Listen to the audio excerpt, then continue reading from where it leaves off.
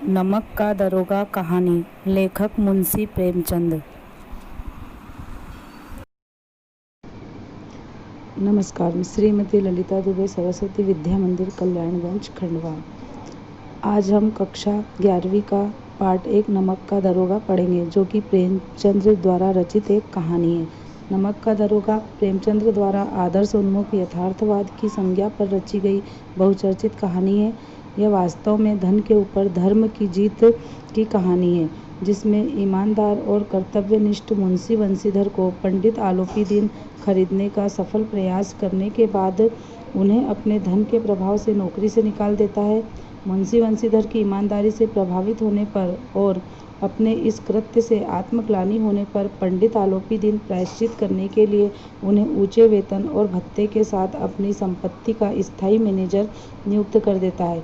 कहानी का अंत सत्य की जीत के साथ होता है। यह कहानी मानवीय मूल्यों में आस्था उत्पन्न करने वाली आशावादी कहानी है, जिसमें सत्यनिष्ठा, धर्मपरायणता एवं कर्तव्य निष्ठा को सम्मानित किया गया है। कहानी इस प्रकार से है। ब्रिटिश शासकों द्वारा नमक पर कर का असह टैक्स लगाए जाने के कारण नमक के कानून का पालन कराने के लिए एक नया विभाग ही बना दिया गया था, क्योंकि सरकारी प्रतिबंध लगाए जाने के बाद नमक का व्यापार चोरी छिपे बढ़ गया था। अनेक प्रकार के छल प्रपंच से असह धोखाधड़ी का सूत्रपात यानी आरंभ हो गया और रिश्वत की मोटी कमाई से नमक विभाग के अधिकारियों की मौज हो गई थी। लोग नमक विभाग में दरोगा के पद पर कार्य करने के इच्छुक रहने लगे थे तथा पटवारीगिरी जैसे सर्वसम्मानित पद को छोड़कर उनके लिए अपनी कोशिश करने लगे थे। इस पद के लिए अच्छे वकीलों का भी जी ललचाता था।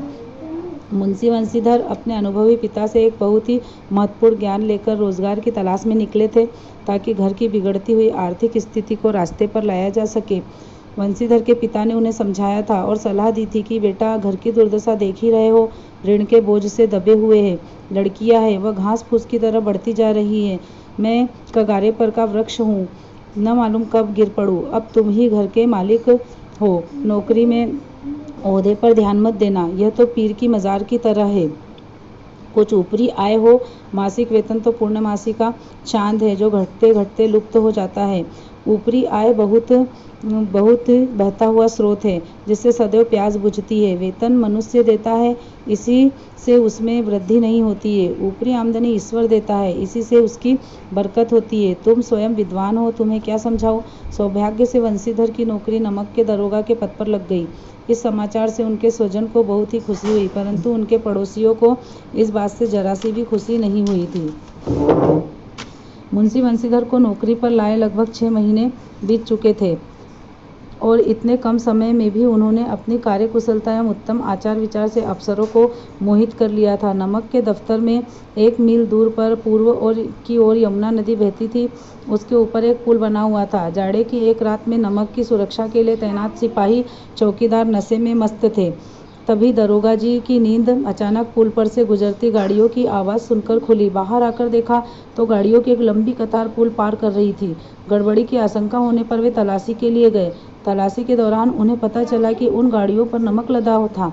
ये गाड़ियां दातागंज इलाके के सर्वाधिक प्रतिष्ठित जमींदार पंडित आलोपीदीन की थी, जो लाखों रुपए का लेन देन करते थे। पंडित आलोपीदीन अपने सजीले रथ से ऊँघते हुए जा रहे थे। तभी गाड़ी वालों ने गाड़ियों को रोका जाने की खबर उन्हें दी। पंडित आलोपीदीन सारे संसार में लक्ष्मी जी को ही प्रमुख मानते थे। उनकी दृष्टि में न्याय और नीति सब लक्ष्मी के खिलौने हैं। उन्हें वह जैसी चाहती है वैसी नचाती है। लेटे ही लेटे बड़े गर्व से बोले, हम आते हैं। यह कहकर बड़ी निश्चिंतता से पान खाकर और ओढ़कर आए और बोले, बाबूजी आशीर्वाद, आपने व्यर्थ ही कष्ट उठाया, मैं तो आपकी सेवा में आ ही रहा था। मेरी सरकार तो आप ही हैं। बंशीधर पर ईमानदारी का नशा था। उन्होंने कहा कि हम अपना ईमान नहीं बेचते और पंडित आलोपीदीन को गिरफ्तार करने का आदेश दिया। यह आदेश सुनकर पंडित आलोपीदीन हैरान रह गए। यह उनके जीवन की पहली घटना थी। आदेश पाने के उपरांत भी बदलू सिंह उन्हें गिरफ्तार करने से घबरा रहा था, जा ही नहीं रहा था। फिर आलोपीदीन ने सोचा कि नया लड़का है, दीन भाव में बोले, आप ऐसा न करें, हमारी इज्जत मिट्टी में मिल जाएगी।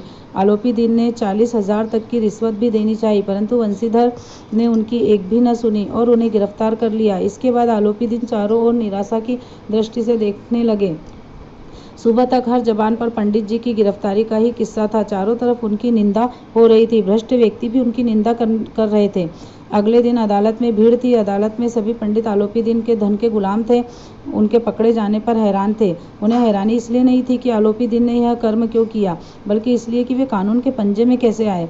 उनकी पैरवी के लिए वकीलों की फौज तैयार हो गई। न्याय के मैदान में धर्म और धन के बीच युद्ध ठन गया। वंशीधर के पास सत्य था, लेकिन गवाह लोभ के कारण सत्य से पलट गए और मुंशी जी को न्यायालय में पक्षपात होता दिख रहा था। परिणाम स्वरूप मुकदमा शीघ्र समाप्त हो गया। डिप्टी मजिस्ट्रेट ने कहा कि आलोपी दिन के विरुद्ध प्रमाण आधारहीन है, वे ऐसा कार्य कर ही नहीं सकते। दारोगा का दोष अधिक नहीं है, परंतु एक भले आदमी को कष्ट देने के कारण उन्हें भविष्य में ऐसा न करने की हिदायत दी जाती है। वंशीधर बाहर निकले तो चारों तरफ से व्यंग की बातें सुनने को मिली। उन्हें न्याय, विद्वता, उपाधि आदि सभी निरर्थक लगने लगी। अदालत के फैसले के एक सप्ताह बाद ही वंशीधर को नौकरी से भी निकाल दिया गया। घर वालों ने जब यह समाचार सुना तो उन्होंने अपना माथा पीट लिया। उनके पिताजी ने, उनकी माता ने और पत्नी ने, सभी ने उनकी निंदा की। वंशीधर के दृढ़ चारित्रिक बल ने पंडित आलोपी दिन पर ऐसा प्रभाव डाला कि उनकी आत्मा अंदर तक व्यथित हो गई। वे अगले ही सप्ताह अपने सजे हुए रथ पर बैठकर वंशीधर के घर पहुंच गए। उन्हें आया देखकर वंशीधर के पिता अपनी बदकिस्मती और बेटे की मूर्खता का रोना रोने लगे।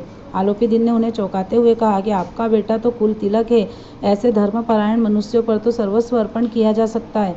उन्होंने वंशीधर से कहा, उस दिन आपने मुझे हिरासत में लिया था, आज मैं स्वयं ही आपकी हिरासत में चला आया हूँ। मैंने इस दुनिया में सबको खरीद कर गुलाम बना लिया था, लेकिन मुझे परास्त केवल आपने ही किया है। मैं आपके सम्मुख एक आग्रह लेकर आया हूँ। आप मेरी सारी संपत्ति के स्थायी मैनेजर का पद स्वीकार कर लें।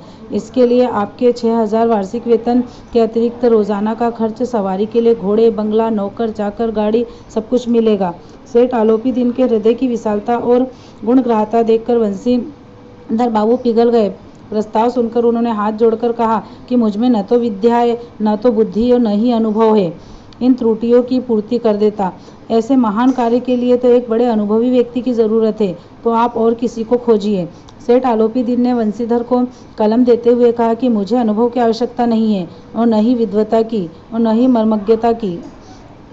मुझे तो सदैव नदी किनारे वाला वह उद्दंड, कठोर किंतु धर्मनिष्ठ दारोगा ही चाहिए। भगवान से यही प्रार्थना है कि वह आपको हमेशा वैसा ही बनाए रखे।